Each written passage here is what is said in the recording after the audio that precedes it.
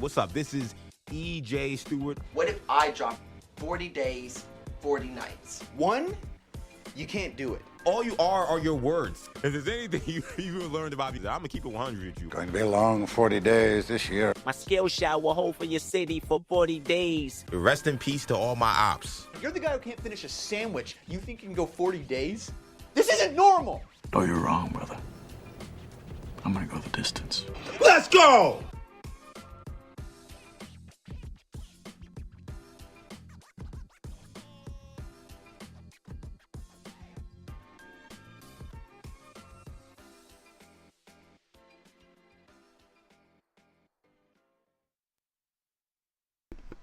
Darn it, I gotta hit the unmute.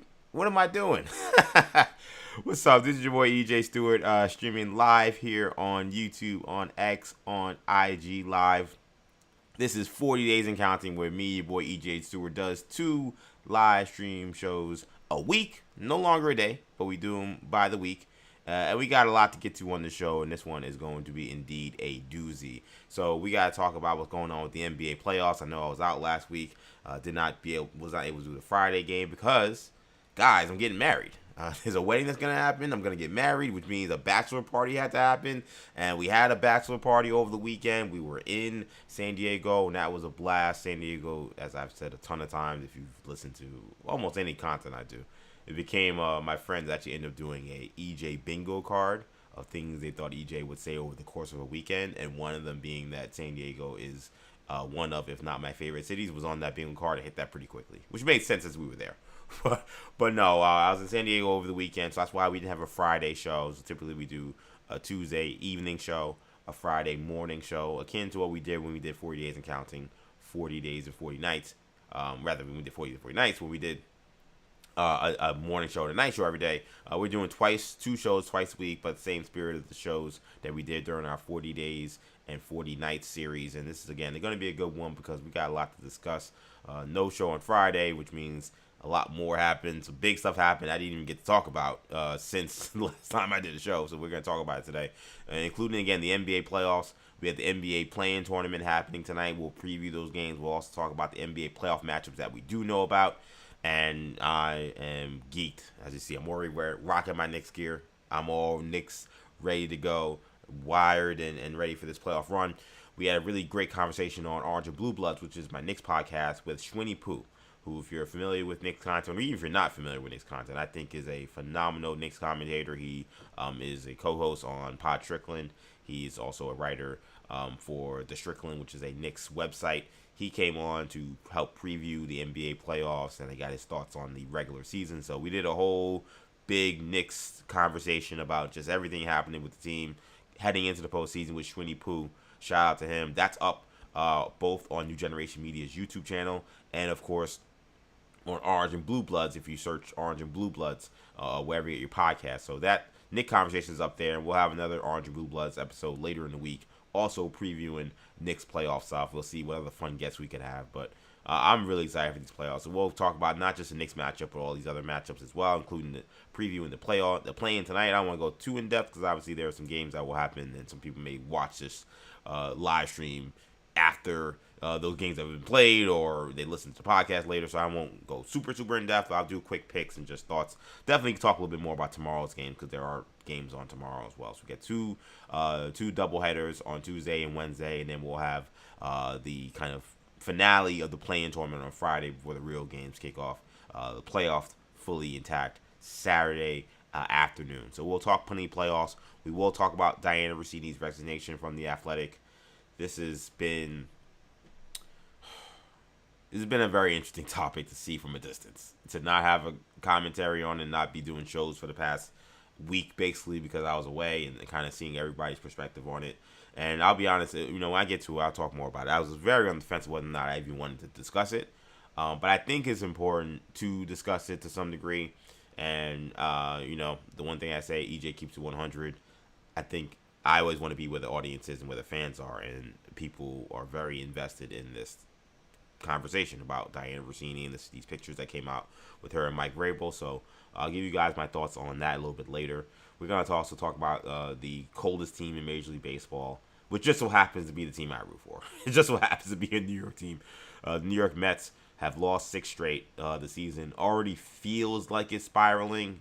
It's hard to say that it has because it's only 17 games into the season, but they have lost 6 straight. The offense is anemic, and I do feel like you could have some people playing/managing.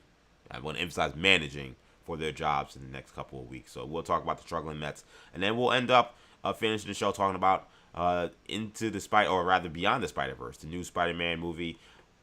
It feels like you kind of forget it's coming out until they actually end up saying something. I was shocked that we actually got anything from CinemaCon yesterday, but Sony had the presentation at CinemaCon.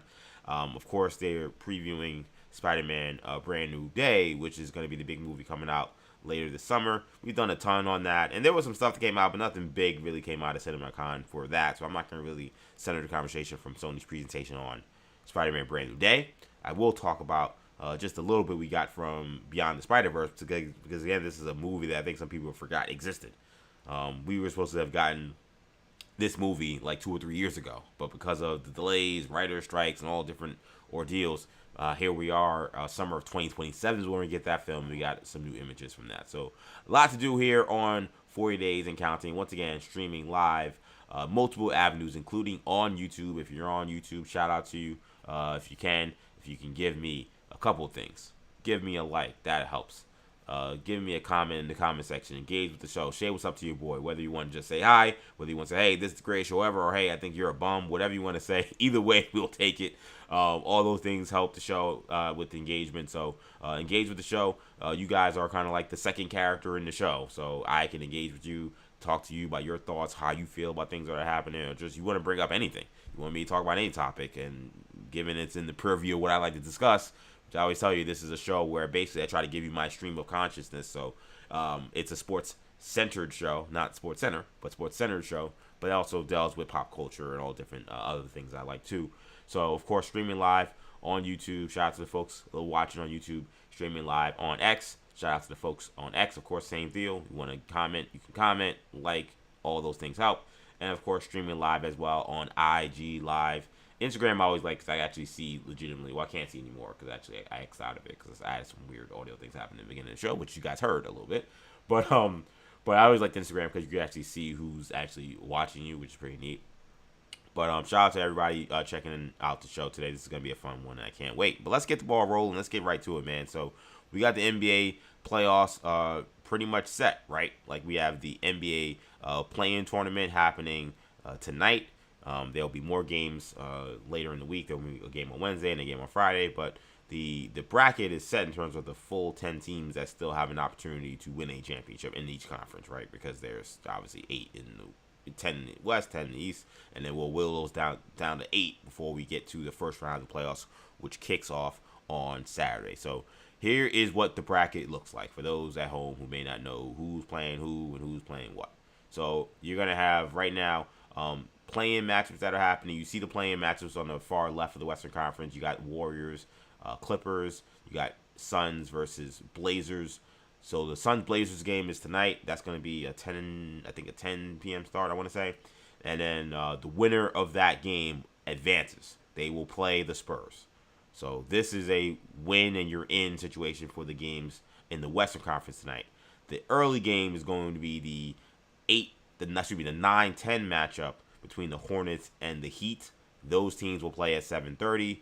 The winner of that game will have to win another game on Friday. So those are the games that are set up. I actually quickly show you just the play-in tournament so you can kind of get a deal here. So you're going to have tonight Heat, Hornets, then you'll have Blazers, Suns. Whoever wins Blazers, Suns will move on. The loser will play on Friday. And then you'll have Wednesday night, 7:30, Magic versus Sixers. That also is a win and you're in, and you play the Celtics. That's a 7 seed. You being a 7 seed, Celtics is a 2 seed. And then you'll have the nightcap on Wednesday night, which is a pretty marquee matchup. You got some pretty big stars playing in this one. That is the 9-10 matchup in the West. Warriors, Clippers. The winner of that will face the loser of the game 2 you see up there between the Suns and the Blazers. It sounds more complicated than it is. It's actually not that complicated, but that is what you'll be seeing shaking out when it comes to these games coming up here. I find none of these teams I think are super threatening in terms of making a huge run. Because at the end of the day, these are teams that will have to face, if you're in the Western Conference, the Thunder and the Spurs. I think those teams are pretty safe in the first round. The Spurs obviously would play the winner of the Blazers or the Suns. I don't think either team really has enough firepower to give the Spurs a serious threat. It is the Spurs in terms of this group with Wembanyama and Fox. Fox has been in the playoffs before, but this group together, Stephon Castle, this is this group's first run through the playoffs, so typically things don't go quite as smoothly as you would expect. If you told me one of those series went 6 games, whether it was the Blazers or the Suns, it would shock me. I don't see them going 7. I don't see it being a series that they would lose. And the Thunder are a juggernaut. Whether they're facing the Clippers, the Warriors, or whoever loses in these matchups in 7-8, I don't think that. I think that someone's going to probably get swept. I think that's the reality of the situation in the Western Conference. In the East, I think these teams are not bad teams. I think in theory some of these teams are maybe more live than you would expect. But again, you go to the matchup, right? So 7-8. First of all, let's get to the Magic real quick, because the Magic kind of had probably the most embarrassing weekend of any of the NBA teams as the weekend finished up. So the Magic had an opportunity. They were stuck in the play-in because of other hijinks that they had all season where they've underachieved. But they were stuck in the play-in, but they seemed to be a lock to get the 7th seed because they were playing a Celtics team that essentially benched every player that plays, that starts. Their whole starting lineup was out of the game. And in a game that you think you show up, you just do what you take care of business and you win, they would have ensured themselves a home game for this play-in game against the Sixers. They somehow lost a game in which Baylor Shireman and Lucas Garza combined for 60 points, and then Ron Harper Jr. at 27. So the Magic play stupid games, win stupid prizes, found themselves now in a matchup with the Sixers. That's going to happen tomorrow, where they're going to have to go on the road now to face the Sixers team. I got to check before. I didn't check before I got here. I don't think Embiid is expected to play. So the Sixers have had a crazy thing with Joel Embiid, where he had the appendectomy last week that came up out of nowhere and is expected to sideline him for some amount of time. I haven't heard anything saying that this will be the expectation that he's going to play in this game. So I think that the Sixers, at least for this one, are going to have to try to win without him. So the Magic will have, I guess, an opportunity to now face once again another shorthanded team. But still, nonetheless, I'm seeing here Embiid is expected to be out for the play-in tournament. So we'll see if the Magic can take care of business. But the fact that they have to actually go on the road in Philadelphia is kind of ridiculous. And some of the coaching decisions, not playing Desmond Bane for almost the entire game because they thought they had this one in the bag. A lot of bad stuff happening in Orlando. There was a report also today that apparently a star player is so out on Jamal Mosley that he may be willing to demand a trade if there's not a coaching fire. I actually retweeted this a little bit earlier today. I was trying to see if I can find it real quick. Yeah, this is Raheem Palmer from The Ringer, so shout out to Raheem. He said, the source, the Magic are dealing with major turmoil in their locker room, with my sources saying that a star player is willing to demand a trade if the head coach, Jamal Mosley, isn't fired at the end of the season. And you guys remember, listen, I'm not the authority when it comes to Orlando Magic basketball, but I have found this season a little bit interesting because of how much they've underachieved and how much I kind of expected it. I was kind of surprised at how many people were just penciling in the Magic as one of the top teams or maybe the top team in the Eastern Conference. I saw a lot of predictions that had the Magic being the number 1 seed in the East, which is insane to me. And here they are now, the 8th seed, fighting for their lives here in the play-in. But you will remember, I think towards the end of 40 Days and 40 Nights, because I don't think this was a 40 Days and Counting story, there was a miscommunication, something going on with Jamal Mosley and a star player, Paolo Banchero, where, Paolo Banchero said, we went to the halftime and we didn't make adjustments, and that's been an issue all season where the other team makes adjustments and we can't adjust quick enough to beat them, and then we lost, some random game during the season. It might have been, I don't know why I think it was against the Pistons, but it could have been somebody else. And then Jamal Mosley is like, well, we have guys who, don't play hard, basically. And so then I was like, okay, well, we can clearly see that there's an issue happening with the star player and with Jamal Mosley. So I'd assume this report from Raheem Palmer, this is pure speculation. I want to make it very clear. I wish I could do a thing. Because, whenever, people, you say something, it's, oh, you're just making stuff up. And listen, I am speculating. We are allowed to speculate in this business. You don't want to do it recklessly and say things, that are, that are hurtful, but it's okay to speculate sometimes. I wish I could have like a big like flash warning. It's like, this is speculation, but I would speculate that star player is probably Paolo Banchero. I don't think that Desmond Bane's probably in a position to demand the trade after he was, traded for 4 first-round picks to get him. I mean, I don't know what Franz Wagner's deal is, but I do know that we've heard rumblings about issues with him and Paolo all year, between the coach and Paolo. So things aren't going great for the Magic. So I don't feel good about, even if they win this game, what they're going to do against the Pistons, who really kind of held serve without Kate Cunningham. I was actually a little surprised that there wasn't more of a run by either the Knicks or the Celtics at the Pistons. It wasn't as if the Knicks had a little bit of a swoon, but it wasn't like the Celtics didn't play well down the stretch. They did, but the Pistons kept winning pretty much without Cade. So I think they're going to be in a good spot. And the fact that now Embiid may be extremely questionable, maybe not available, we'll see what he is in the playoffs. That's going to be a big break for the Pistons moving forward. So, and of course, again, these teams, whoever wins this series will play the Celtics. So that is, so then same thing with the Celtics, right? Like I think that both they're going to be catching a break, whether they got a Orlando team in turmoil or a Sixers team that is shorthanded, or Embiid's going to try to play half healthy, and we know how that goes in the postseason. I think of all these teams, of all the teams in the play-in tournament, the only team I think that does give me pause that I do want to see is potentially Charlotte. Charlotte's going to be at home tonight, and we'll see what happens with that series. But if they win that game, if they can win that game, if they lose, they're done. So there's no conversation about them. And I don't want to focus so much on them because they play in an hour. But I think they have been one of the hottest teams in the NBA pretty much in the second half of the season. They play a style of basketball with how well they shoot it. They have such good shooting that I would be curious about how that free-flowing style would look against a Detroit Pistons team that is very much a half-court team and very much a beat-you-up physical team. Like, will the Hornets and their offensive euphoria they found in the second half, is that translatable in any way in the playoffs against a Pistons team that went to the playoffs last year but lost in the first round? So it's not like they have a ton of experience.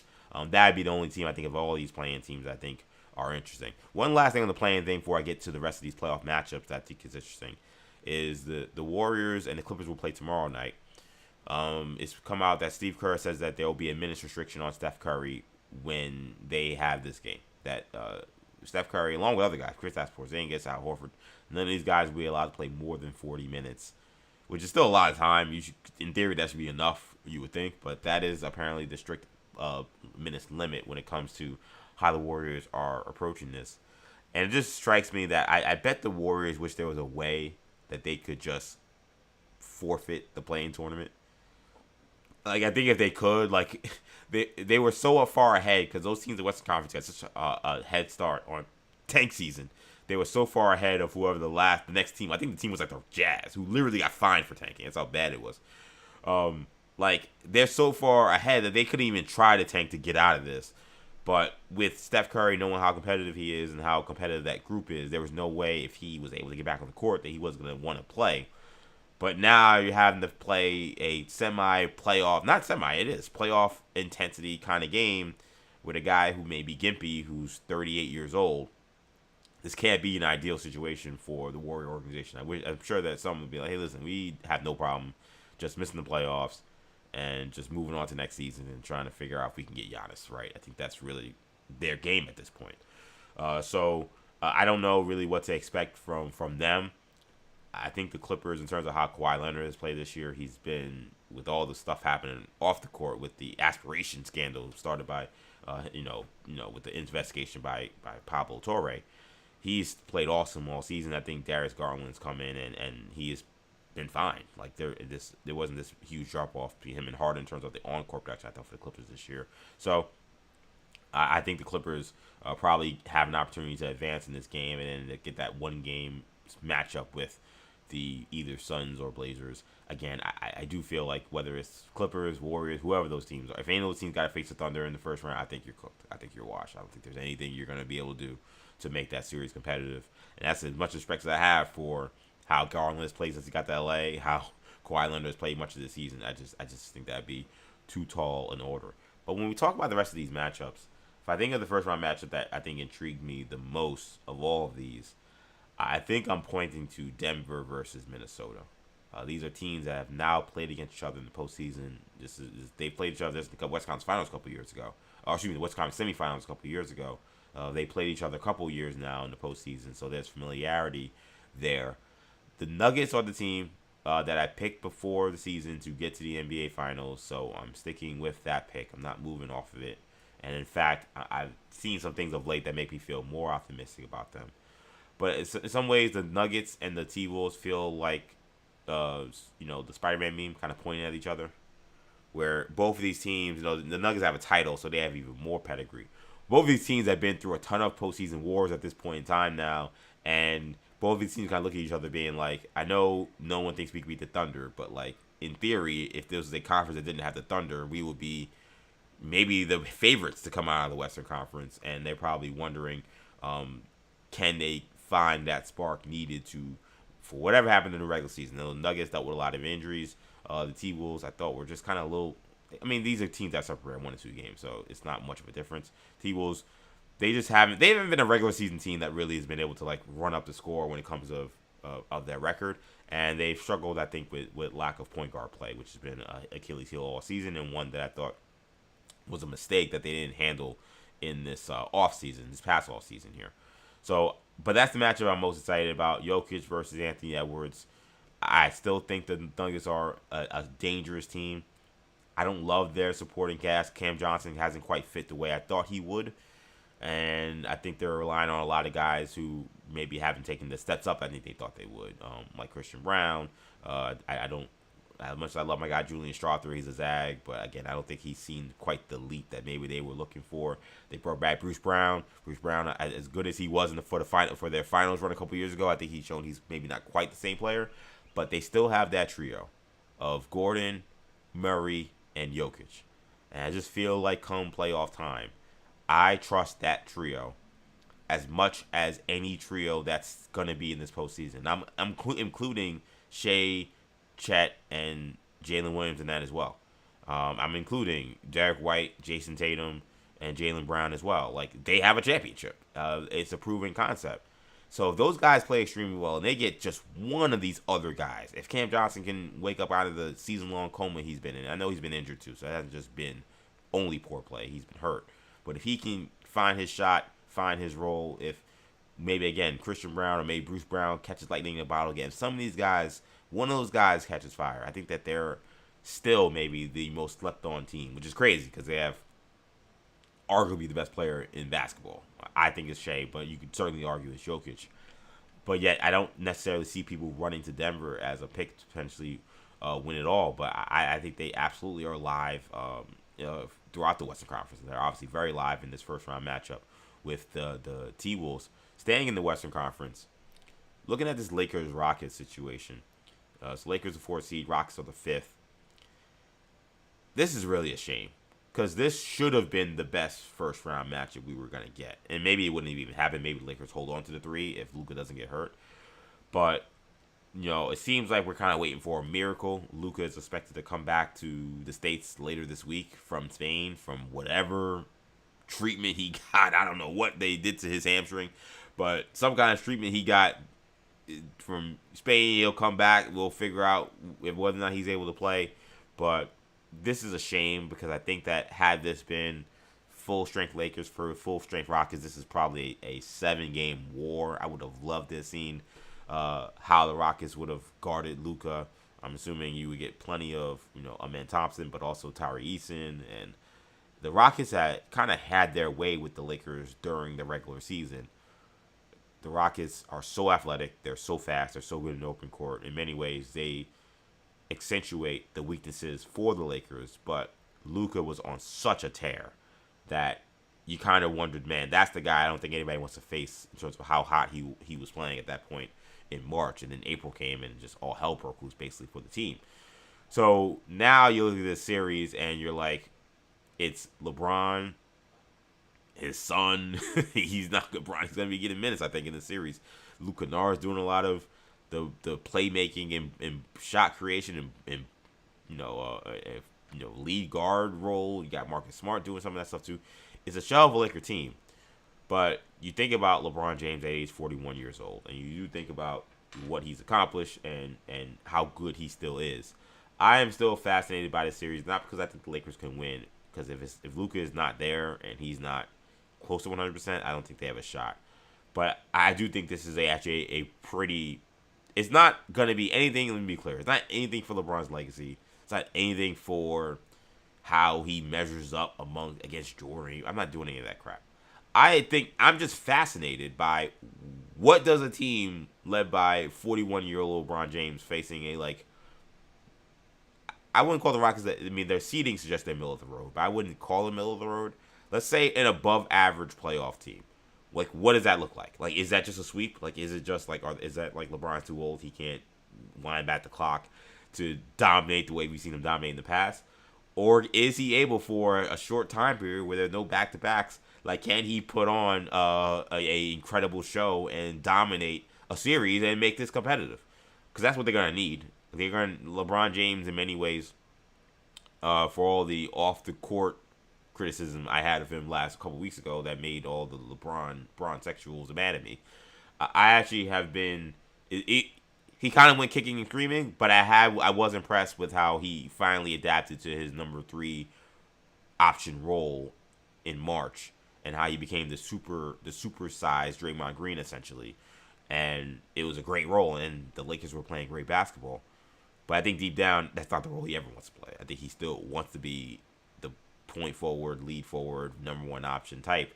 He's gonna get his wish. He's gonna get his wish playing against a bunch of young lions. Man, you're talking about again. Tari Eason, Amen Thompson, who may be a little light to cover him. I'm sure he'll get on him various times. Jabari Smith. These are really good young defenders.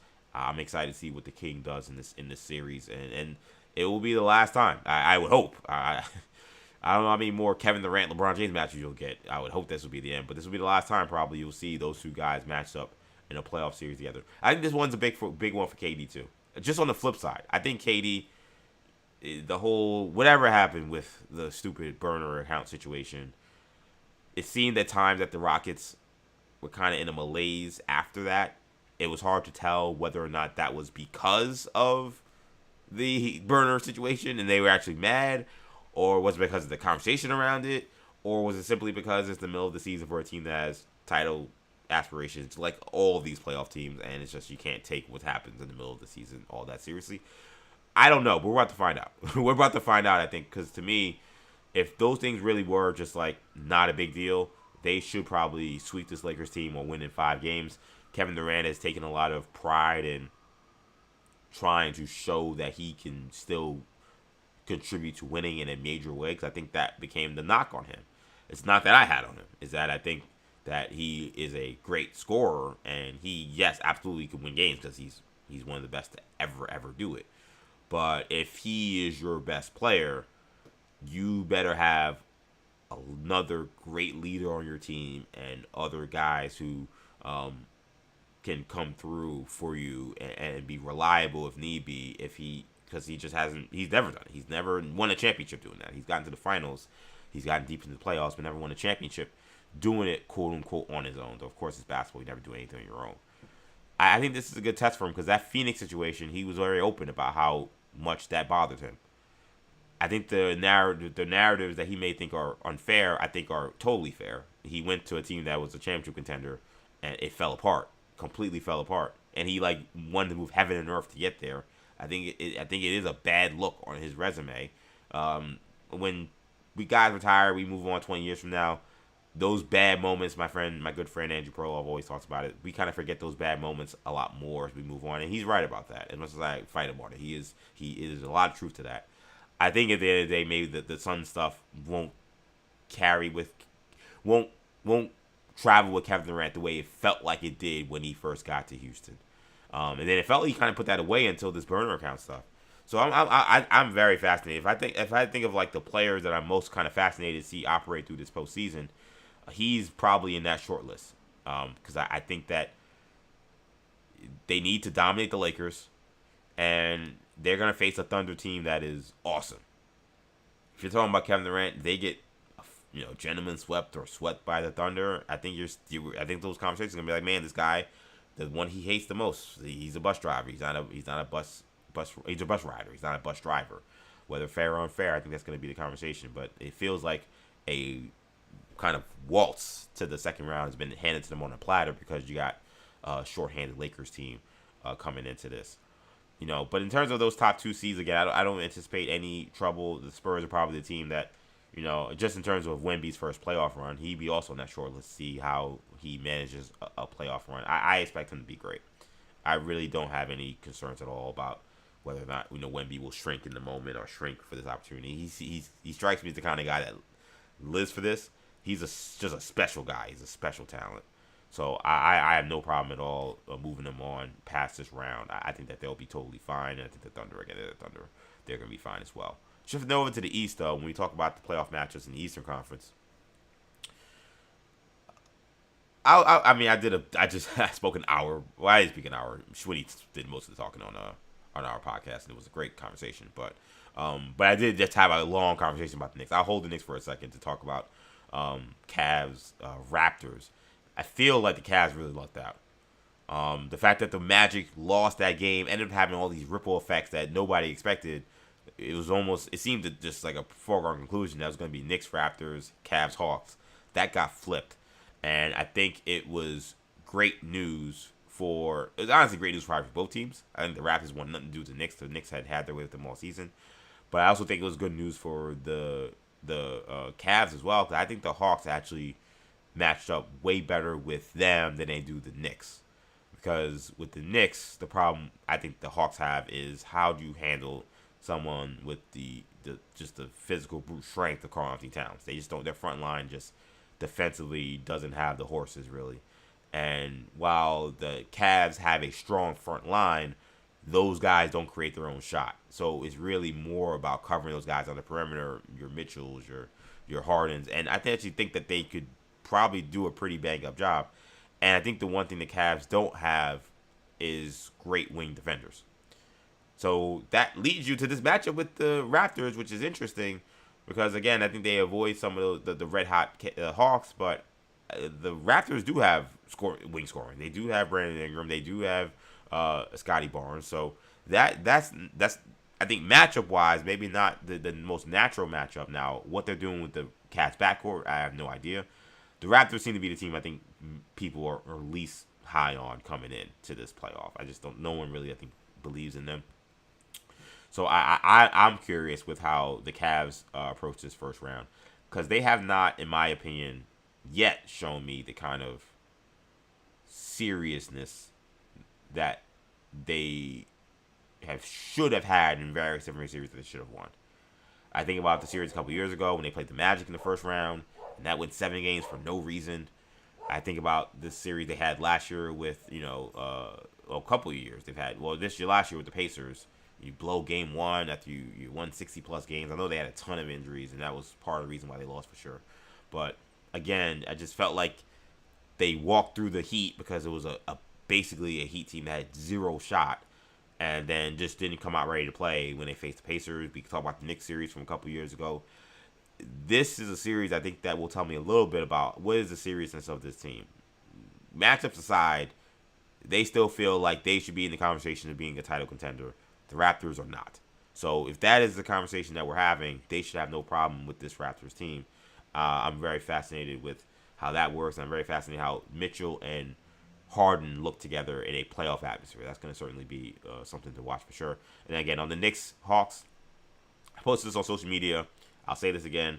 I do not mean this all as disrespect to the Atlanta Hawks. I know that there's been, let's say, a tense relationship between Knicks fans and Hawks fans and Knicks fans and the Hawk organization because of the playoff series from 21 and Trae Young's antics ever since. And Knicks fans' antics ever since. I'm going to be fair. I'm going to be straight down the middle, EJ, for a second. With that being said, I feel like, again, if this is a really super competitive series, I think the Knicks are unserious. Like, this to me, for the Cavs and the Knicks, this is about how serious are you about what you say you're supposed to try to accomplish this year, which is to get out of the Eastern Conference. The Raptors and Hawks are nice stories.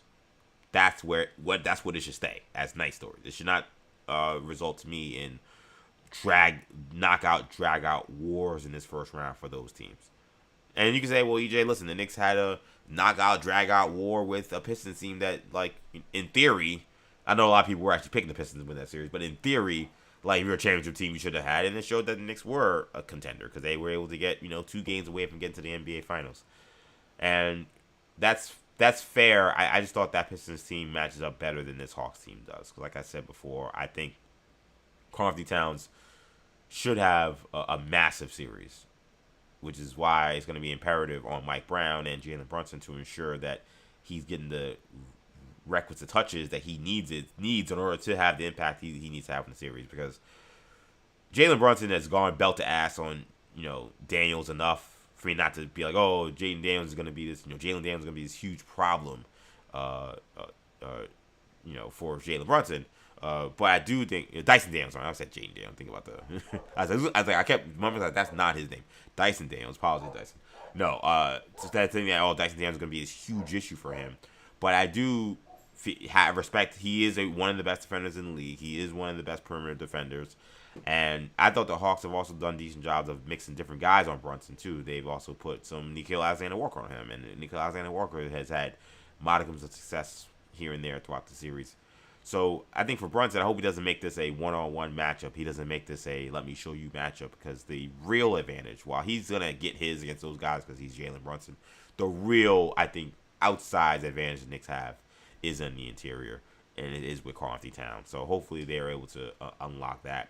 I'm kind of on the fence whether I should make official picks, or hold that for Friday. Friday's going to be weird because I'm actually not going to be here. I may be in PA doing the show, so I got to figure out what the dynamics of that will be. I'll make these picks just in case Friday's show can't happen for some technical reason. But I think the Knicks win in 5. I think the Cavs also win in 5. I'll be honest. I don't think the Eastern Conference first round is probably going to be the greatest. I think the Pistons are going to be in first series. I think that I'm going to say I think they're going to face the Hornets, and I think that's going to end up being. I think that's going to end up being maybe a 6 or 7 game series. I'm very high on the Hornets. That was not a team I wanted to see at all the Knicks face after seeing how they played in the second half. I know the Hawks had a hot second half too, but the Hawks, I don't think they shoot the ball quite well enough for me to be as concerned about them as I would be about the Hornets. Hornets shoot the ball really well. The Pistons don't. I am very fascinated about that 1-8 matchup being maybe a barn burner, kind of surprisingly. And I think you're going to see that. I think you're going to see the Celtics facing. I think they're going to face the Sixers. I think the Magic are going to blow this. I think they're going to lose 2 games and be out of here. And Jamal Moses will be fired. And I got the Celtics beating the Sixers, I'd say, in about 6 games. I think Embiid probably shows up, gives them at least one inspired performance. Maybe the Celtics blow one other game, but they win. In the West, though, I think that the Nuggets and T-Wolves probably go 7. I think that's going to be a war. I got the Nuggets winning that series. I got the Rockets winning. I'm going to say the Rockets win in 6. I don't think, for some reason, something tells me that what should be a cakewalk is not going to be, for some reason that maybe it could be, again, the Rockets team that, at times just didn't look all that connected. I think there's a little bit more to some of those midseason swoons than maybe other people think. I think maybe Luka comes back and gets them a game. So I think LeBron gets you one. I think maybe Luka in the second half of the series gets you one. I think Rockets win fairly comfortably, but not a waltz. I think the Spurs beat the Suns in, I will say, 5 games, and I'm gonna say the Thunder sweep, whoever they are. This first round, I don't know if it's gonna be great. I'll be real. I'm excited about it. I can't wait for these games. I don't know if it's gonna be a great first round. I think the second round of the playoffs for this year is when it's going to get insane and when it's going to get really intense and when it's going to get really awesome. And that is a part of this. I can't wait. But, man, we finally made it, man. Playoff basketball is here, and I can't wait. It's the New York Knicks, damn it. It is the New York Knicks, damn it. And they will be playing Saturday at 6 p.m. Saturday, 6 p.m. will be the Knicks game. Actually, I can give a quick – let me see if I can pull up quickly the schedule for the week, because Saturday will be the games. Those games are all set, so we know who those teams are. So none of the playing teams or the 1 or 2 seeds are playing on Saturday. Those teams are all playing on Sunday. So if you want to catch the Saturday games, we all know. So I'm gonna see if I can get that to you. Actually, it doesn't look like I can because this is not together. But I know we'll have Cavs. Cavs. Raptors will be at 1. I believe the next one after that is, I believe it's Nuggets, T-Wolves, and then it's Knicks, Hawks at 6, and then I believe wrap up with the Lakers and the Rockets for the nightcap for that. That's all going to be on Saturday. All right, man. We gotta get to this. Like I said before, I don't take pride in wanting to really talk about this ownership, but I gotta keep it 100, and I don't want to duck any smoke because those are literally my literally my catchphrases. So we'll talk a little bit about this Dianna Russini resignation from the Athletic. So Dianna Russini, who full disclosure, because I didn't, I won't keep 100 with you guys. Obviously if you've watched my content on Maggie and Perloff, or my contributions rather, better way to put it, on Maggie and Perloff, you'll know that Dianna Russini was a frequent guest of Maggie and Perloff. Dianna Russini was awesome to the show, awesome to us. Always a pleasure to work with, always very professional. And I'm telling you that because I think that is important context, A, for my commentary on it, and B, for you, the viewer / listener who's watching this, to know, if you want to know what is Dianna really like. It's not that I've met her in person, but I've had to communicate with her to get her to do the show. She always worked with the utmost professionalism in that, and also beyond even just professionalism, like she was just a great addition to the show. She became like a character on the show because of some of the funny comments we had, and she's a great talent. There's no question about that in terms of her ability to be an insider and also a commentator on that. So for those who don't know, if you've been living under a rock about what has happened with Dianna Russini and the situation with Mike Vrabel. So Dianna Russini is the Athletics' #1 NFL insider. She's broken a ton of stories. She's also just posted a ton of scoops. She also has I guess the podcast won't continue. Scoop City, which was the podcast she had with Chase Daniel. They did a phenomenal job on that. Pictures were, leak's not the right word. They were displayed. Someone took pictures of Dianna Russini at a Arizona resort, and the pictures feature her interacting with Mike Vrabel. Their interactions detail. I'm just gonna tell you what they are without even giving any context. I think that's the thing that's important about this. Just tell you what it is. You can decide whatever you want. But the pictures include Dianna and Mike. There's one picture I saw where there's a hug. There's one picture where like they're standing kind of in front of each other. And there's like this interlocking finger thing happening. Both of those fully clothed. All right, this is all in. It's at a resort, but it's like outdoors. It's like public. Anybody who's around would have seen it. And then there was a third thing, which was there was pictures by the pool. I guess Dianna, people see someone in a swimsuit. It looked like she could have been wore a tank top. I don't know what she's wearing, but it was appropriate for what someone would wear at a pool. Dianna, they're sitting by the pool. She's in one chair. It looks like Mike Vrabel's in a different chair, but sitting right next to her. He is shirtless, but he's wearing like swim trunks, looks like, or whatever. And that's it, by the way. That's all the content. Like, we have no other context. No one. The only context we have has been like the disputing from both Mike and Dianna, and then initially the Athletic was that apparently this was Mike Vrabel was there with a bunch of coaches and friends. Dianna was there with a bunch of friends, and that this was a group that actually intermingled. That there were a lot of people that were together with this, and that these pictures are out of context. This is their story. Because this was a group that like was hanging out the whole time, and you just snap pictures where they happen to be standing next to each other or sitting next to each other, or the hug and the interlocking fingers thing. So that was the story that was told. Initially, the editor of the Athletic released a extremely strong statement defending Dianna Russini and saying that this is essentially nonsense and that they fully trust her integrity and trust her the viability of her still as an insider, and there was basically nothing to see here. But it seemed like the social media conversation around it, and then just what you started to wonder was there more smoking guns coming out? Because then another picture came out. This was them sitting at a bar next to each other. Again, people at a bar. I don't know what to make of that. But this is 4 pictures where they are interacting and they're all at this hotel. So Dianna Russini initially, obviously, they were kind of just trying to move on, and that was going to be it. But then today, she announced her resignation from the Athletic, and in her statement, she essentially said that I'm resigning not because like these narratives that people are posting are true, resigning essentially because this has become just such like a media storm and such a crazy situation for something that is not indicative or representative of what I've done or my life or my career as a reporter. So I'm just gonna put an end to it by just leaving. Her contract, she said that was supposed to end in June, so she would have been, in theory, leaving to go somewhere else anyway, or in theory, maybe the Athletic. I can't imagine the Athletic wasn't gonna keep her. She was extremely successful there, but something, they may have been a split coming anyway. But this was just hard launch resignation by Dianna at this point in time. So those are all the details I have. If there's any details if you're in the comment section, let me know. But I think that pretty much covers everything. And I want to, again, if anybody watching, listen, I want to give the full context of everything that happened. So I want to make sure I'm writing that down. What I'll say is this. I think the reality is I have no idea what was going on with Dianna Russini and Mike Vrabel. First of all, I regardless of what was happening, I wish all their families peace, love, and all things. Because regardless, and this could be nothing. If this is nothing, this is actually really tragic. If there really was nothing happening, and this whole hullabaloo has gone on, and now families are being destroyed potentially, or just being run through the ringer because of something like this. And even if something was nefarious happening, I still send peace, love to a family, because that's a very difficult thing to deal with.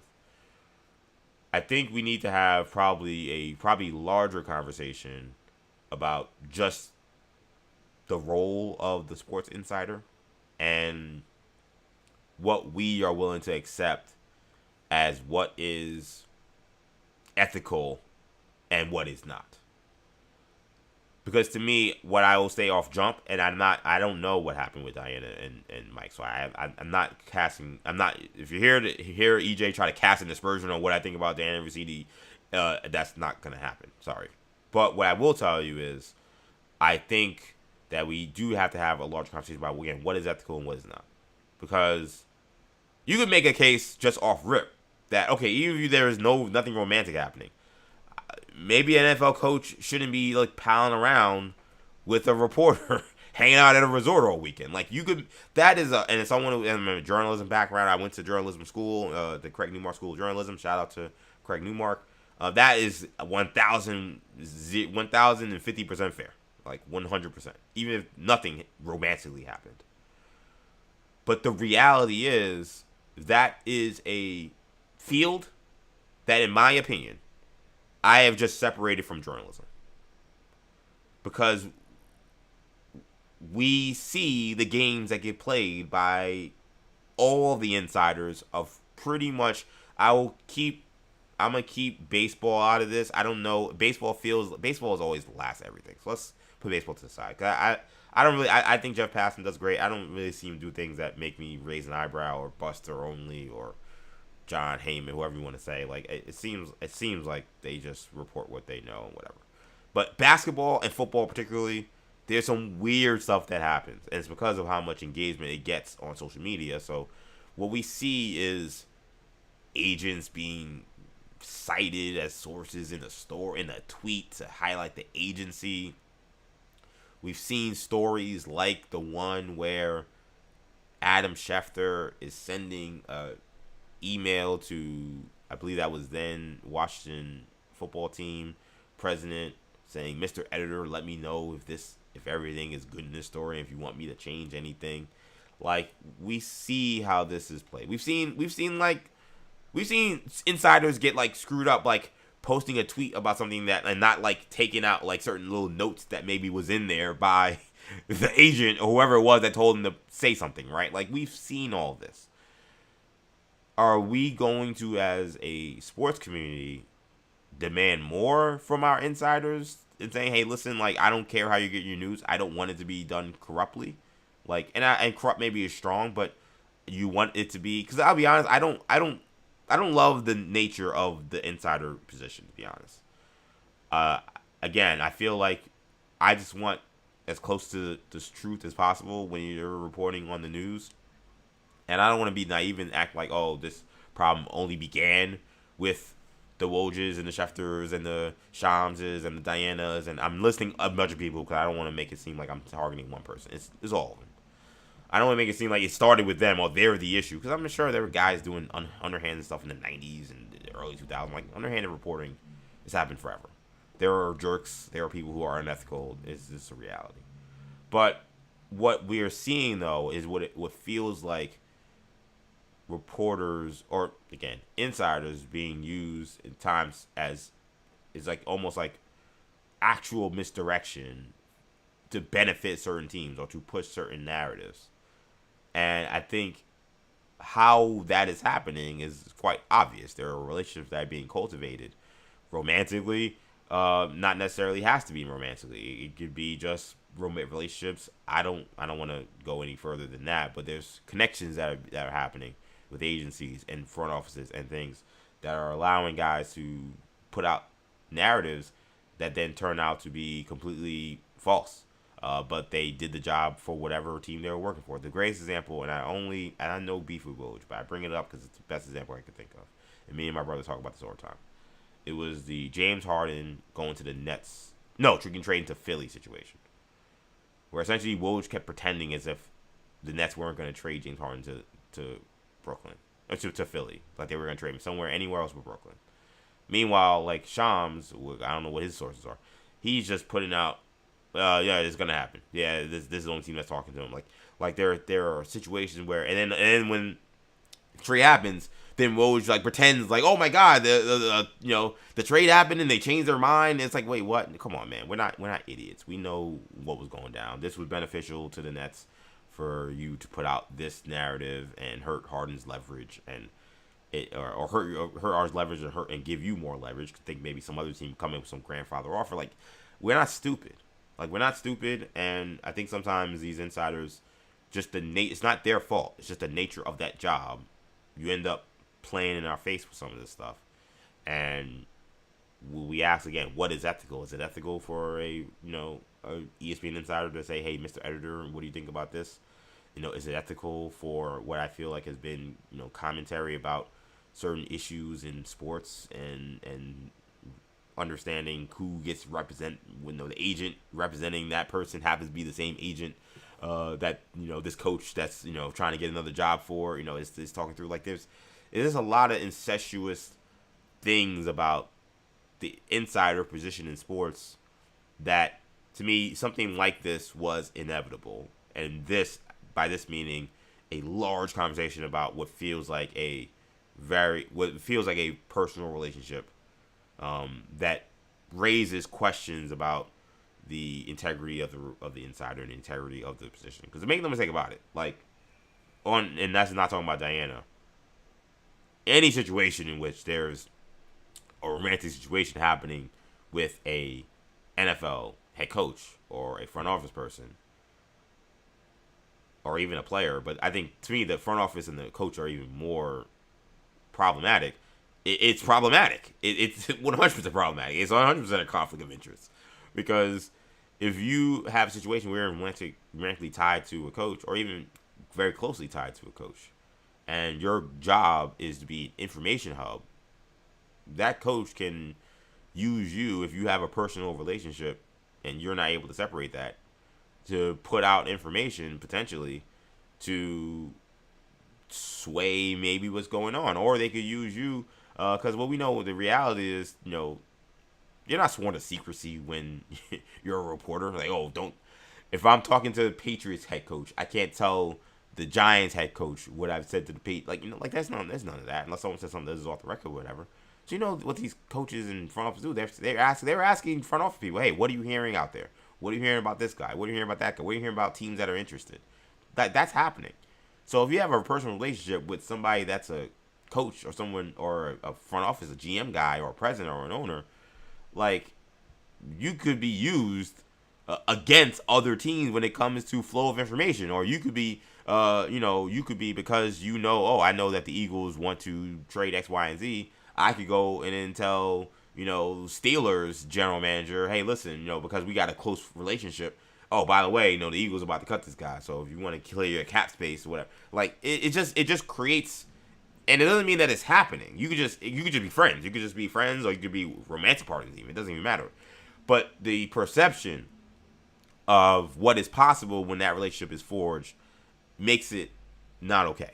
So I don't think that what would happen in a romantic dealing with a insider and a coach is okay. I don't think that it should ever happen. I think that if that were to happen, there should be consequences. But again, the bigger question to me is like, what are we doing with these insiders? Like, have we not had enough? I don't want to put guys out of work. But I just think, to me, I prefer, if it just goes back to what it was, which is not to say that Adam Schefter, Ian Rappaport, these people, and Dianna Russini, I hope this is going to end with the Athletic. I certainly hope she is, and I think she'll be fine. But I certainly hope she's back doing whatever she wants to do. Whether that's, if it's continue to be an insider, then have at it. If it's continuing to do just NFL football commentary, have at it. I hope this, I don't want this to be that for a career. It shouldn't be. But I do feel like it does speak to a larger conversation, again, just about what we accept from insiders. I mean, you guys really think that Shams Charania, and I'm going to be clear, I'm not dissing any of these people, but you really think Shams Charania is he's just way more hardworking than every single person that works in the NBA? And that he just got so much sauce and got so much motion that he just gets all of the scoops? Like, you really think that's what's happening? You really think that Adam Schefter's got that much motion, and therefore that's why he's the best? Like, and those guys are extremely hardworking, and there's a toll, the physical and emotional toll those guys take doing those jobs.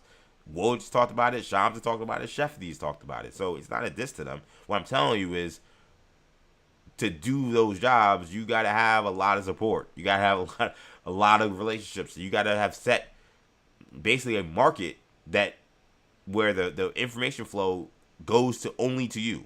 Why that happens, I don't know. And I'm not even like BSing. I actually don't know why. I don't know why Adam Schefter gets every scoop or why Shams gets every scoop. I don't know why.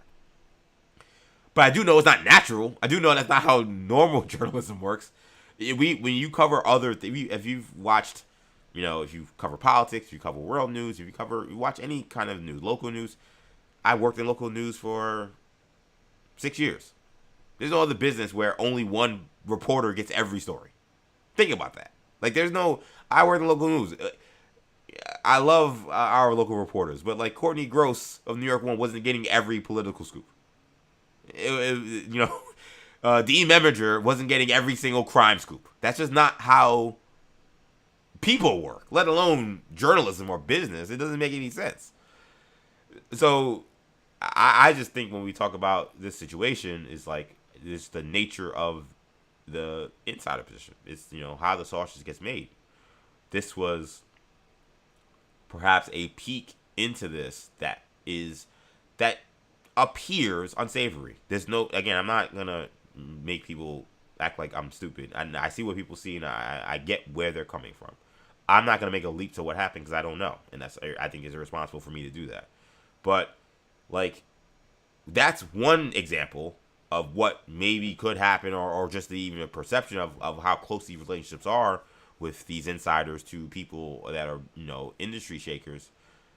And okay, Adam Schefter may not be, interlocking fingers with a coach, but what the hell do you think he's doing to potentially get scoops with that? He's giving people his articles and telling them, hey, let me know if I need to change anything. Like,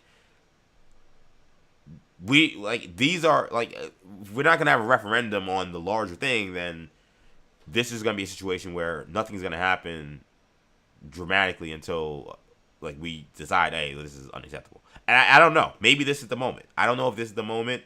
I doubt that, because I also want to be real. With any situation with man, woman, questions of romantic relationship, there's always misogyny and the patriarchal aspects that come into the conversation that make it one-sided and make it heavy-handed. So there's that aspect too, where I think there are some people that just want a pound of flesh. They see a woman that they think is having an affair, and they're like, we need a pound of flesh, this is unacceptable, rah, rah, rah. Like, that's just the reality. And that's why some people got mad when I said that. I don't give a crap. Like, it's the truth. It's the truth. And now, to be clear, I don't think that means that, like, but Mike Vrabel should be equally punished or anything like that. I don't agree with that at all. Because on the flip side, if we're talking about this being real, because I've seen that side too, and I love the women that have had their commentaries on it, and I really respect their perspectives on it. But, you know, the folks that are saying, well, okay, where's the punishment for Mike Vrabel? The reality is, and it's a sad reality, and I'm not saying I approve of the reality or I approve of what it is, but it's just the reality of it. His job doesn't require him to be ethical. At least not to reporters. There's nothing in his job description that says you need to be ethical to reporters. There's a line that can't be crossed, that you can't use them to potentially, you know, push your own agenda. There's none of that. That doesn't exist. His job is to win football games and not bring embarrassment to the organization. Did he bring embarrassment to the organization? I think he did. But, again, I go back to patriarchal view of the world, misogyny. That shame is not really landing on him. So that becomes so heated. The embarrassment of the organization is not grave enough to where his abilities as a head coach are going to be superseded by it. It just isn't. He took them to the Super Bowl in his first year.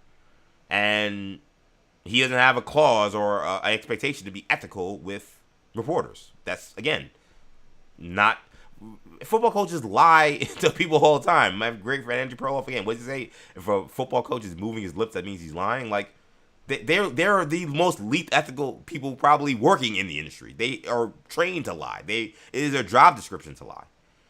So that's the difference, and that's the switch that comes with this. That I just, for those that say, well, why isn't Mike Vrabel getting more heat and he deserves more heat? I'm like, you could grill him. I mean, again, I don't want to cast spurs on him either because I don't know what happened. If there is something that happened, then that's a terrible thing. You know, you have a family, you have a wife, you shouldn't be husband, you shouldn't cheat on them. That seems very clear, right? So yeah, it would be terrible. But there is not enough for me to know what happened.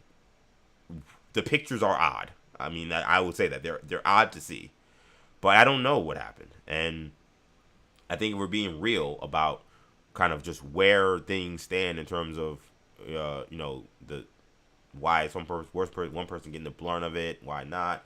Or I've even seen some people, you know, say, okay, well, what about Ime Udoka? Like, why was that fireable? It's like, well, Ime Udoka first of all, another situation where we actually still don't know what happened. But let's go with the very little information we know. Or like similarly with Sherman Moore, like those guys did have an obligation to be ethical with their colleagues, especially people that are underneath them. So that's like there's dynamics to this and there's nuance to this, and people wanted to kind of just say, what about this? What about that? It's like, well, every situation is different. It's not all going to be the same. And I understand the dynamics. Like Mike Vrabel is a white man and those are black men. Like I understand that. But it's also a different situation. If Ime Udoka was doing a situation similarly to with a NBA insider, we don't really have any female insiders, but if he was, I would say I don't think this requires his job being fired. If he got fired, then I'd say I don't think this is right. But I think Jerome Moore, same thing. If he was, you know, again, there aren't really too many college football women insiders, and I don't want to obviously name somebody. That'd be ridiculous. But you know what I'm saying? Like if that happened, same thing. I'm like, listen, this is really tough and this is terrible.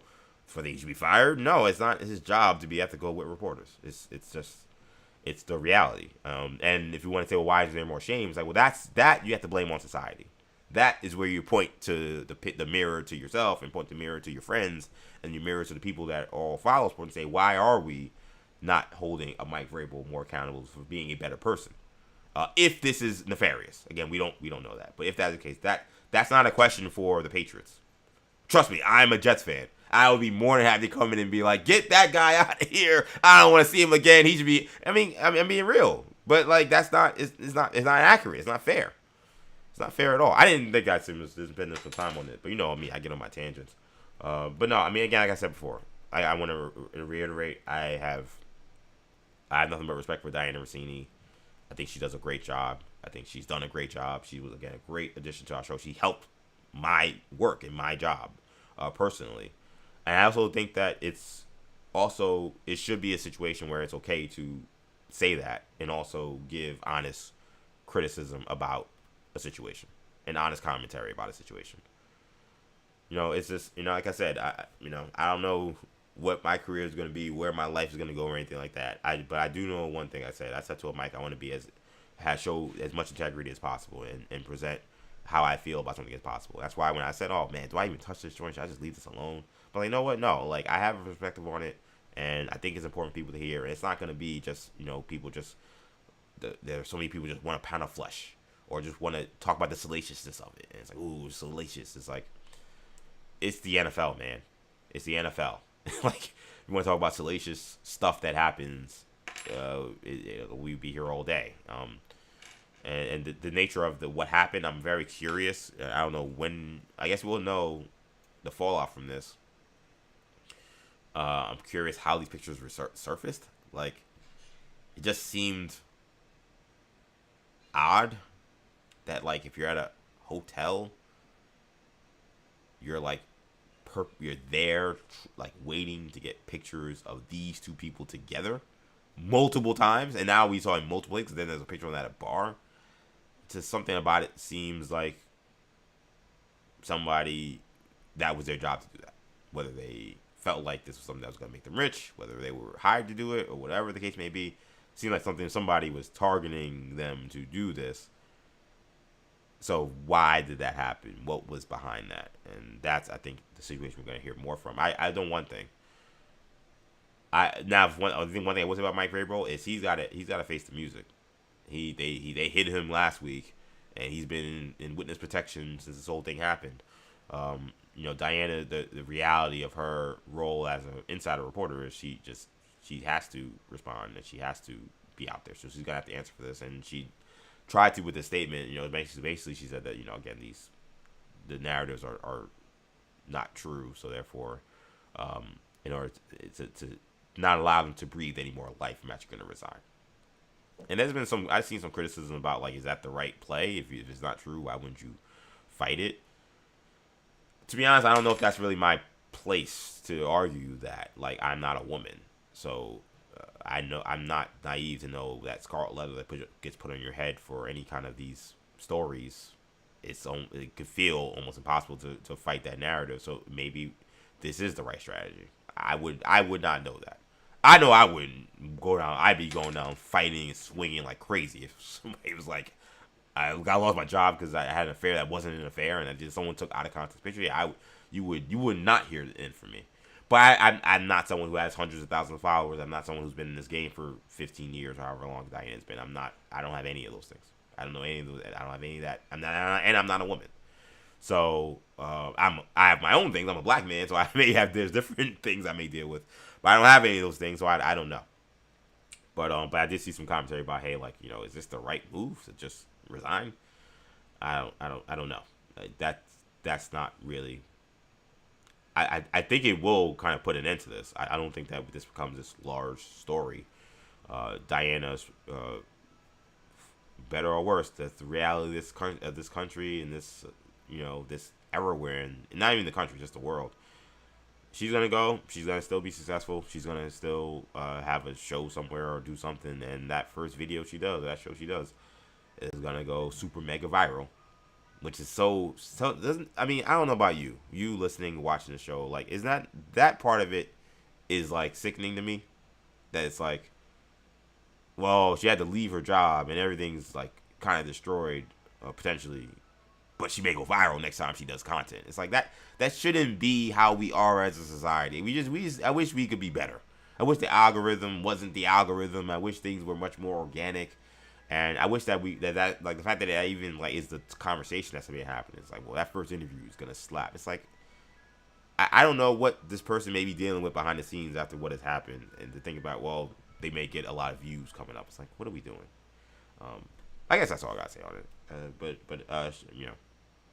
again, I hope that those families are doing well, and I wish them all the best for whatever was happening there. Especially if these were not what people are saying it was, and that's really rough, and I really feel bad for those families. Let's keep the show moving here. I want to talk quickly about this scrub ass Mets team. This team sucks. This team sucks.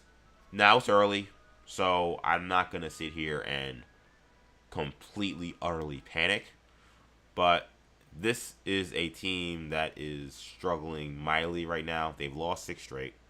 They've had back-to-back shutouts where they've not scored a run. One against the A's, the other against the Dodgers last night. And as we sit here and we look at where the Mets are, Juan Soto's been nursing this calf injury, so he's been out. He'll be out for at least another, probably about 2 weeks, I would assume, before he comes back. He had a calf strain. Again, it's an offense that has been absolutely awful. In 1, 2, 3, 4, 5 of their last 6 games, they scored no more than 2 runs, which is it feels almost impossible. Again, they've been shut out now several times this year, twice in a row. First team to do that this year. 3 out of the last 4 games they've been shut out. The offense is dog crap. It's the only way I could describe it. And it's why I said prior to this season, I said this on the fan. I might have even said this here, but I definitely said it on the fan. I remember that because I always remember the ones where people get mad at me on social media, and I always laugh when I'm right because I'm like, I said that, people were going crazy, and here I am talking about it here, and exactly what I said was going to happen is happening. But that's why I said that this was probably the most important month of April, like maybe in Mets history, like if not Mets history, definitely recent history. Like I thought how they ended last season. And then the decisions that they made to change the team drastically, when a lot of people really didn't put the blame on last season, for better or for worse. They did not really put the blame of last season on Pete Alonso or Brandon Nimmo. They damn sure didn't put it on Edwin Diaz. I was like, these guys, they better figure this out. They better get off to a good start. And if they don't, it's going to be hell to pay, and there's going to be people that are going to be all on their ass. And I said that, and I had people on the fan getting on me. Not as many people calling, but again, usually it's the social media idiots who want to chirp without getting on the line. I'm like, yeah, get on the phone. I want to talk to you. But anyway, yeah, I had some social media idiots chirping me like, oh, this guy said that, how can you say that? Blah, blah. And now here I am. It's basically World War III on Mets Twitter because they keep losing these games. And what I said has been accurate. I said if they lose this game, they're going to lose this fan base very quickly. This fan base, I can feel it. When you're a part of a fan base, especially, you know it. You know when it's at a fever pitch. You know when the light of the match is going to happen, and one bad thing or one bad swoon here or there, and the cost of cars falls down. I knew this could happen. I knew this could happen, and that feels like what you're seeing with some of the frustration with a lot of Mets fans right now.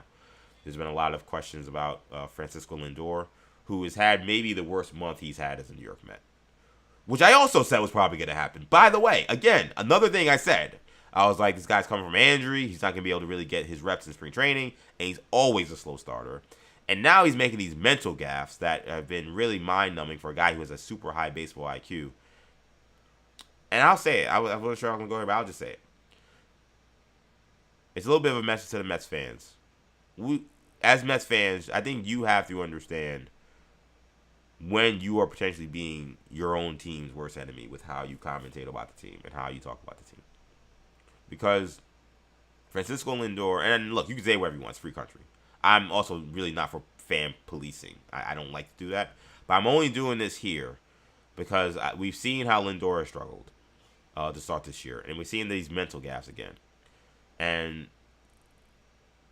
Lindor has been a little bit through the ringer with this fan base and with this organization. And I think that's actually why he gained so much respect from so many people and why people were looking at him and making him the captain, because like, man, this guy has really been through it.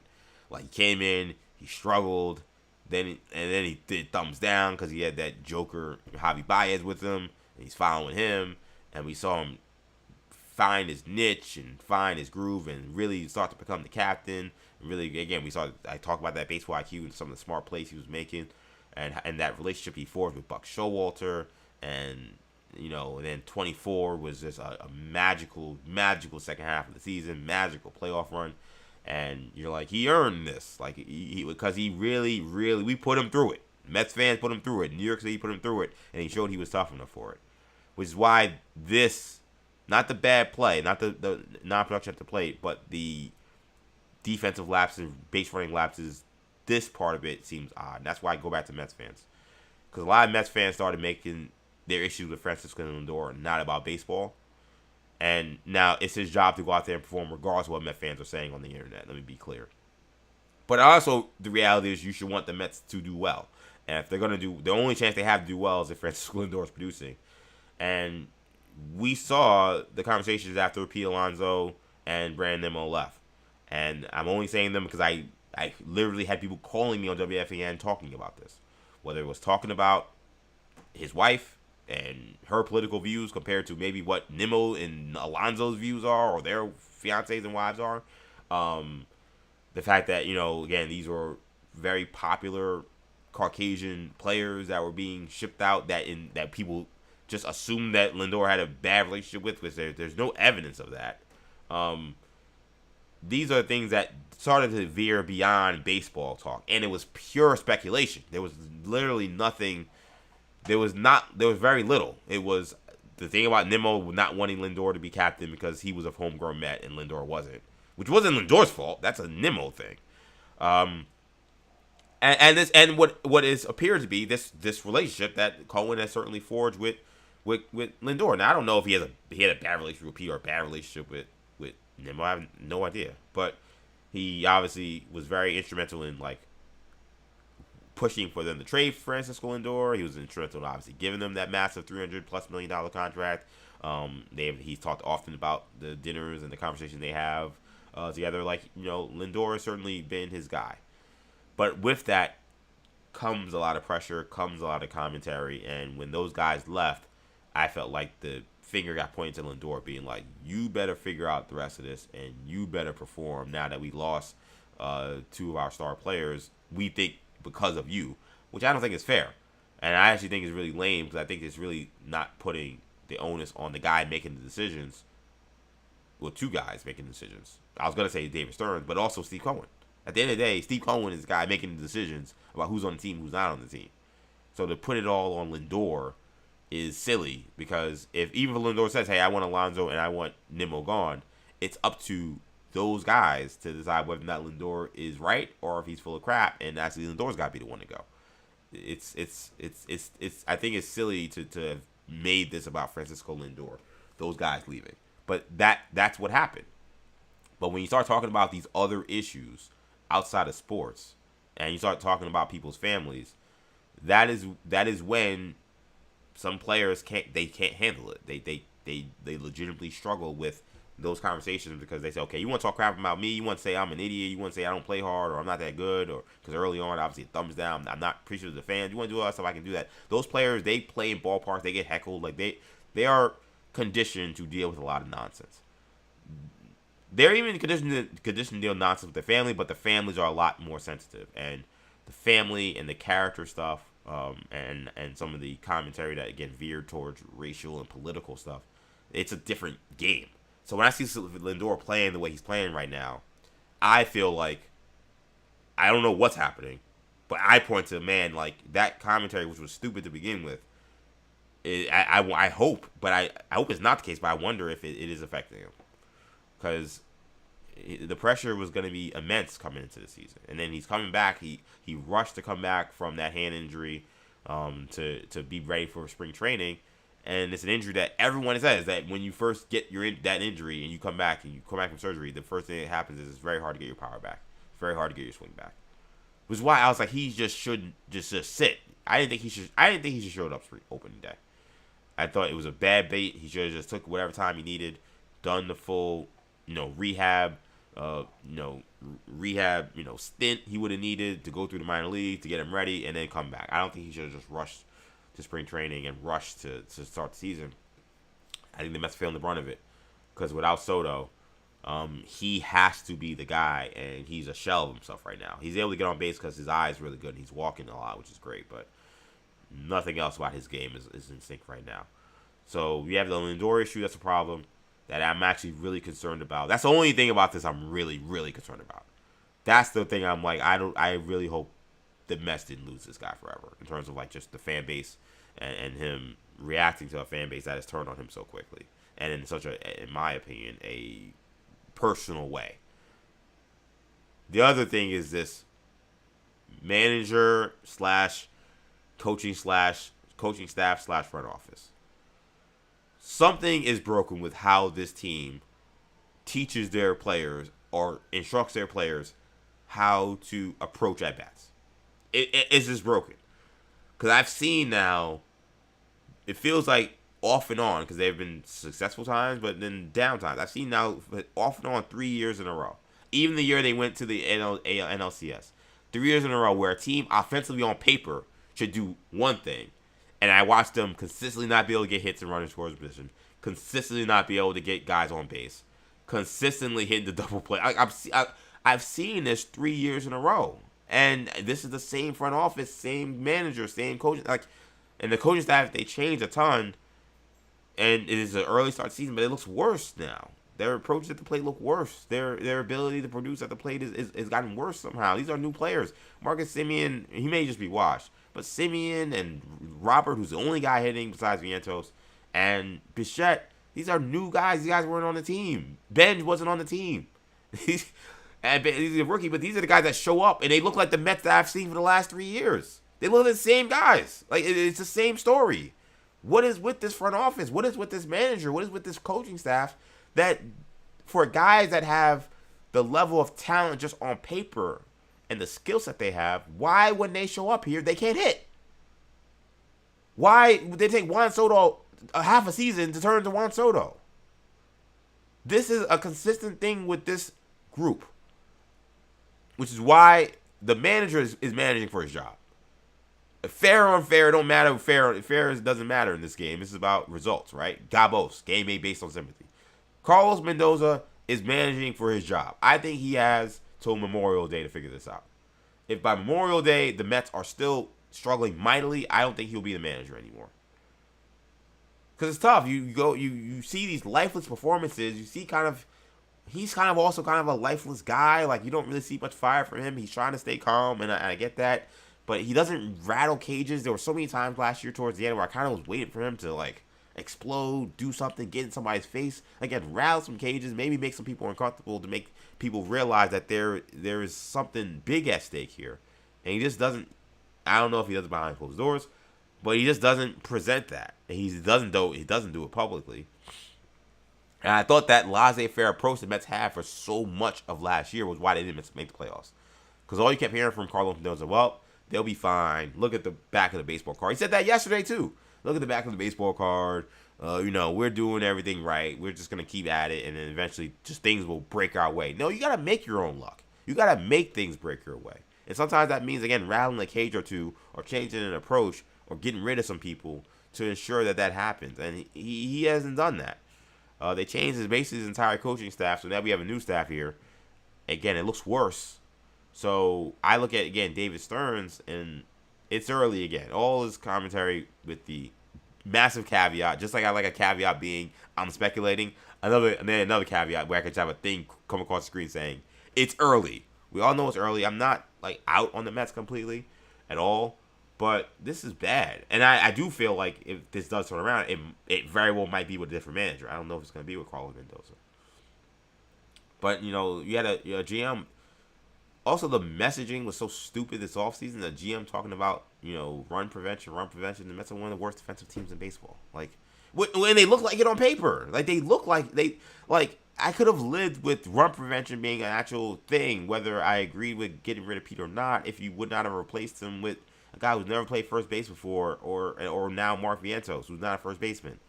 Or, saying we're going to play a 23-year-old kid and just pray that he's ready to play, and he's not, and Carson Bench, which means now Beatty's got to play right field. Like, this is not ideal, man. Like, it's not an ideal position to be in right now. So I think the onus of this, they're putting it on the players. The players aren't performing, and Lindor's not performing. And I don't want to make what I said as an excuse for Lindor either, by the way. He's been awful. He's been awful. He's not playing well. And he's hurting the team with him not being locked in. I think that this fan base may be part of the reason why. That can't be the reason why. He needs to rise above that. But I just think, if I'm being honest, what I think is happening, I think that's what's happening. But this is a joke. Like, this is a joke. This is a team, like I saw Jim Rome posted. Shout out to Jim Rome. Like, he's like, yo, like, people saying that, money can't buy you a champion. Money buys championships with the Dodgers. Well, look at the Mets. He said the Mets can't buy a run. The Mets can't buy a run. It couldn't have said it better than Jim Rome. Like, the Dodgers are buying rings. The Mets can't buy runners crossing home plate. That's how bad things are right now. It ain't getting better. You got Yamamoto tonight. I hope Nolan play. He better pitch a perfect game, basically. I don't know how the hell the Mets are going to score on him. they haven't been able to score on run-of-the-mill starters recently. And they got someone else after this too. Like I forgot who pitches tomorrow night for the Dodgers. But no, this is rough. The Mets are in really rough shape. Oh, it's Shohei. Yeah. So you lose the game last night that you kind of had to win if you wanted to make the series. And then, okay, congratulations for a team that's been shut out 3 out of its last 4 games. Yamamoto, the World Series MVP, and the absolute animal that he is, in terms of how he pitched in the World Series. And then tomorrow, you got Shohei Ohtani.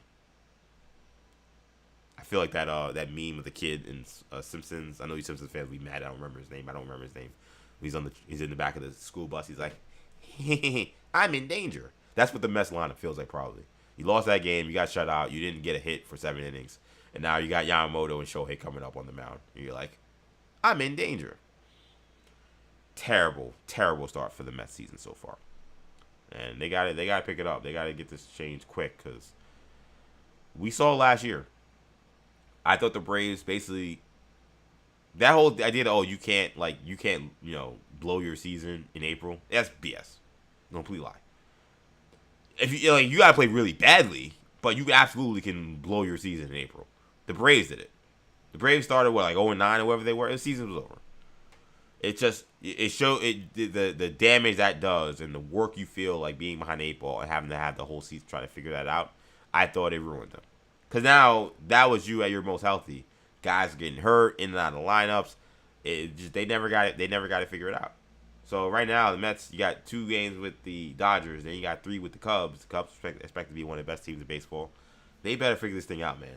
This is not going to be an easy stretch here, these next few games. Now, they'll have the Twins and Rockies after that. But, they lost to the A's. It's a reality. They got swept at home by the A's. So anything is possible at this point for this Mets team. So before I get out of here, man, shout out to everybody listening, everybody watching. We have over 61 viewers live tonight, so that's really awesome. Again, this is EJ Stewart watching 40 Days and Counting, where I do 2 shows per week, one at 6 p.m. Tuesday, 8 a.m. Friday. And of course, if you enjoyed this content, make sure you follow me on social media, by the way. You can catch me on X. EJ_Stu is where you find me there. We're streaming live on X, as I said earlier. Make sure you subscribe to the channel, New Generation Media. That's where the videos live and all of our other content lives for New Generation Media. Not just this show, but also Hero Talk, Orange and Blue Bloods, the video version, not the audio, but the video, and Imperial Broadcasts. So many of our shows, all on our content hub here, New Generation Media. So make sure you subscribe to the channel. And make sure you subscribe to the podcast channel as well. If you want to catch this episode or any other episode of 40 Days and Counting, maybe you can't catch it live because maybe you're working, maybe you're on the go, maybe you're working out, whatever the case may be, you can always catch the audio versions that are uploaded to our podcast channel. Just search New Generation Podcast Network wherever you get your podcasts.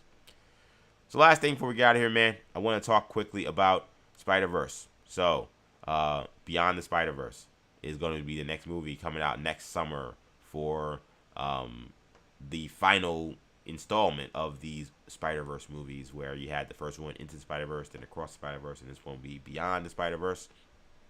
They had Sony, who's doing this movie. They did a panel yesterday at CinemaCon in LA to present the first images of Spider-Man Beyond the Spider-Verse since whenever those first images came out a couple years ago. So here's some of the animation from the movie that they have.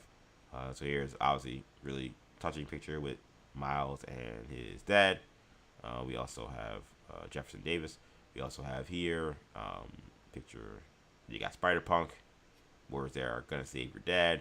Spider-Punk, Hobie, played by Daniel Kaluuya, was one of the breakout stars of the last movie. You got this one as well. And here's what we're talking about here. Spider-Man 2099, played by Oscar Isaac, up against again, Miles here. We know how that fight was going down in their beef before. And then we have this final one here, which is a cool throwback picture of his uncle and his dad from clearly back in like the 80s, I guess, which would be pretty neat that they're going to have a kind of a throwback scene there. So, yeah, I mean, just a little bit that was described in terms of the scene that was described, that was shown. There was footage shown. No trailers out, but footage was shown at CinemaCon. essentially, if this movie is gonna end up picking up where the last movie picked up. So this movie came out years ago, so I'll give a spoiler warning, but I'm not gonna care if you don't know it because you should have seen it by now. The last movie ends essentially with Miles being in a new world that he thought was his own world, but is not. It's a different universe. It's a universe where his dad has already died, and it's a universe where there is no Spider-Man, and not only is there no Spider-Man, but he's actually the Prowler. His uncle's alive. Uncle Aaron's alive. Aaron assists his work as the Prowler. Is he a super villain? Is he a criminal? We don't know exactly, but I mean, we know what the Prowler is in almost every other universe. So the assumption is this is probably an evil version of Miles, or at least a darker version of Miles. So the footage that's described picks up right there, literally where him tied up to the punching bag and him being interrogated by Aaron and this version of Miles Morales, that is the Prowler. He eventually does break out, and there's a fight that ensues, and that's essentially it. But apparently, from what I read, the dialogue was funny. The Miles kind of joke, have different insults to each other about how they look and how they talk, and the other Miles Morales, I think, is a little more Spanish forward in terms of his Spanish speaking. So the way he says Morales compared to our Miles is Morales in terms of how he says it, I think is apparently going to be a dialogue point there. But that was it. But I just want to talk about it because I mean, this is a movie that I'm still very excited about. I'll be very excited about it when it happens. But this is just the reality of the problem that comes with, over-promising. And I don't want to say under-delivering because the movies are great. The second movie was also great. But they presented this that this is going to be, movies. You have two movies. You have a movie basically every 2 years for this. It was Spider-Verse whenever that first came out. And I remember when Spider-Verse came out, the first one, Into Spider-Verse, because we were at Comic-Con. I think that was 2019.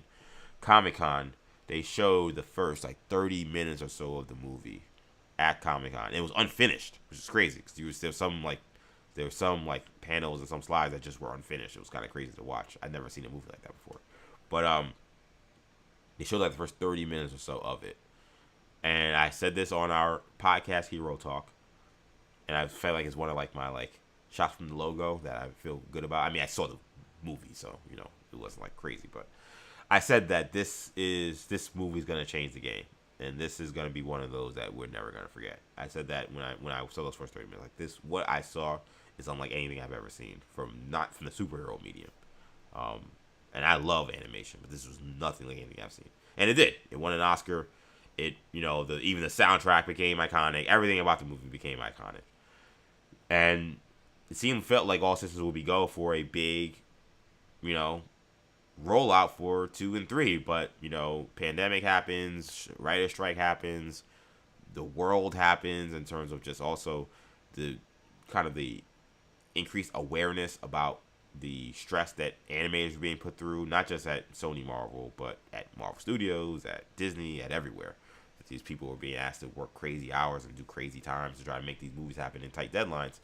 And I do wonder, next year, with so much of the oxygen that's going to be sucked up by Secret Wars, will there be the appropriate fever pitch for Beyond the Spider-Verse, given how long it's been since the last one? Because the last one, I believe, came out in 2022, I want to say? Maybe 2023? When did Beyond the Spider-Verse came out? Across the Spider-Verse came out. 2023. So 2023 was the last time this came out. So you're talking about 4 years later, which previously, in terms of how movies used to go, that's not that long a time. But it is a long time when you consider this was a franchise that started in 2019, and we're going all the way to 2027 when you said this would be 3 movies done in essentially 6 or 7 years. Instead, now we're looking at 3 movies done in 8 years. So 8, almost pushing 9. So that's going to be the thing I'm most fascinated by is, will people still be up for it? Will people still be excited about it in a year where we have already seen Doomsday? I've seen the early again, who knows what's true or not, but the early word is that Doomsday is testing extremely well, which I'm not that surprised by. I know I've actually met a lot of fans, a lot of people who are very, Marvel has done some damage. Marvel has done real damage with their brand, with where their movies have been of late, and there's not a lot of trust. So I've been surprised at how many people have been like, I'm not excited about it. Now, I'm not crazy about Robert Downey being Iron Man, but now that that's done, that's done. I can't worry about that. Now I got to worry about what is in front of me. I'm still extremely excited about these Avenger movies, but I think there's a lot of trepidation about how this is going to go with this reboot that's going to, I assume, happen through these 2 Avenger movies for Doomsday and then Secret Wars.